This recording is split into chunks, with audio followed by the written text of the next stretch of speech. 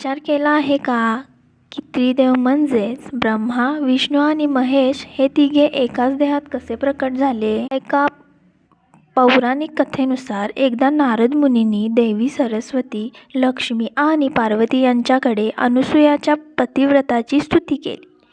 देवींना अनुसूयाच्या पतिव्रताची परीक्षा घेण्यासाठी आपापल्या पतींना पृथ्वीवर पाठवले व तिन्ही देव ऋषीमुनींच्या वेशात अत्री मुनींच्या आश्रमात आले व अनुसूया मातेकडे भिक्षा मागितली. पण त्यांना एक अट घातली की तुम्ही आम्हाला वस्त्रहीन अवस्थेत भिक्षा द्यावी. ती धर्मसंकटात पडली. एका बाजूला अतिथी धर्म व दुसऱ्या बाजूला पत्नीव्रत. तिने अत्री ऋषींचे स्मरण केले आणि आपल्या शक्तीने तिघांना 3 बाळांमध्ये रूपांतरित केले. त्यानंतर अनुसूया मातेने दिगंबर होऊन त्यांना स्तनपान केले व पाळण्यात झोपवले. तेव्हा अत्री मुनी आश्रमात नव्हते. जेव्हा ते परतले तेव्हा त्यांना ही सगळी हकीकत समजली व ते आनंदी झाले, कारण अत्री मुनींनी ओळखले होते की हे दुसरे तिसरे कोणी नसून ब्रह्मा, विष्णू आणि महेश आहेत.